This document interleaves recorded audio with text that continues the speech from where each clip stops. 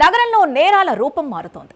ఒకప్పుడు చీకటి సందుల్లో మాటు వేసిన ముఠాలు ఇప్పుడు జనసంచారం ఎక్కువగా ఉండే ప్రాంతాల్లోనే రెచ్చిపోతున్నాయి. రాత్రివేళ రోడ్డుపై ఒంటరిగా కనిపించిన వారిని టార్గెట్ చేసుకుంటూ చిన్న విషయానికే కత్తులు బయటకు తీస్తున్న ఘటనలు పెరుగుతున్నాయి. చట్టంపై భయం తగ్గుతోందా లేక నేరస్తుల ధైర్యం పెరుగుతోందా అన్న అనుమానాలు కలిగిస్తున్నాయి. ఇంటికి సురక్షితంగా చేరుకోవాలని బయలుదేరిన వ్యక్తికి మధ్యలో ఎలాంటి ప్రమాదం ఎదురవుతుందో చెప్పలేని పరిస్థితులు కనిపిస్తున్నాయి. ఒక చిన్న మాట, ఒక చిన్న ఎదురు ప్రశ్న కొన్ని క్షణాల్లోనే ప్రాణాల మీదకు తెస్తున్న ఘటనలు వరుసగా వెలుగులోకి వస్తున్నాయి. కూకట్పల్లిలో జరిగిన ఘటనలో అసలు వాస్తవాలేంటి? రోడ్డు మధ్యలో దాడికి దిగిన ఆ యువకుడు ఎవరు?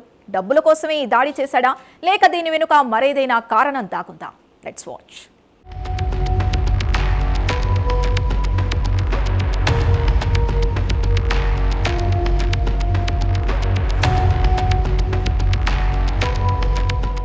కూకట్పల్లి రాత్రింబవళ్లు రద్దీగా ఉండే ప్రాంతం. రాత్రి వేళల్లో కూడా జనసంచారం కనిపిస్తూనే ఉంటుంది. అలాంటి ప్రాంతంలోనే జరిగిన ఓ దాడి ఇప్పుడు స్థానికుల్ని కలవరపెడుతోంది. పనులు ముగించుకొని రాత్రి సమయంలో ఓ వ్యక్తి ద్విచక్ర వాహనంపై వెళ్తుండగా ఈ ఘటన జరిగింది. ఒక్కసారిగా ఎదురుగా నిలిచిన కొందరు యువకులు డబ్బులు ఇవ్వాలి అంటూ అడ్డగించారు. ఎందుకు ఇవ్వాలని ప్రశ్నించిన వెంటనే క్షణాల్లోనే దాడి మొదలైంది. మాటలతో మొదలైన వివాదం క్షణాల్లోనే దాడిగా మారింది. ఆగ్రహంతో ఊగిపోయిన దుండగులు తమ వద్ద ఉన్న పదునైన కత్తులను బయటకు తీశారు. బాధితుడి భుజాలపై విచక్షణారహితంగా దాడి చేశారు. కత్తిపోట్లు తగిలినా ఆ వ్యక్తి ధైర్యం కోల్పోలేదు.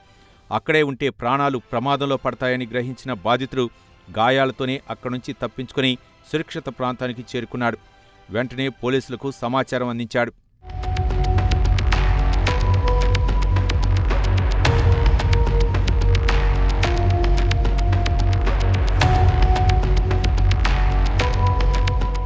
సంఘటన జరిగిన తీరు చూస్తే బాధితుడిని టార్గెట్ చేసి అడ్డుకున్నారా లేక కనిపించిన వ్యక్తినే బెదిరించి డబ్బులు దోచుకోవాలని ప్రయత్నించారా అనే అనుమానాలు వ్యక్తమవుతున్నాయి.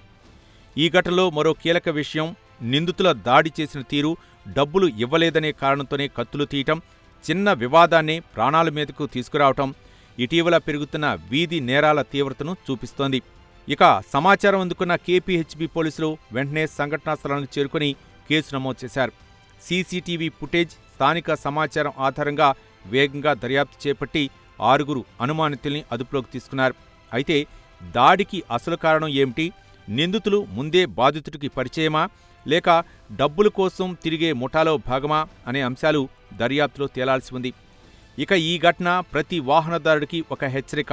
ముఖ్యంగా రాత్రి వేళల్లో నిర్మానుష్య ప్రాంతాల్లో అపరిచితులు అడ్డగిస్తే వాగ్వాదాలకు దిక్కుండా అప్రమత్తంగా వ్యవహరించడం అవసరం. అనుమానాస్పద పరిస్థితి కనిపిస్తే వెంటనే జనసంచారం ఉన్న ప్రాంతానికి వెళ్లటం, పోలీసులకు సమాచారం ఇవ్వటం ప్రాణాలను కాపాడే నిర్ణయంగా మారవచ్చు.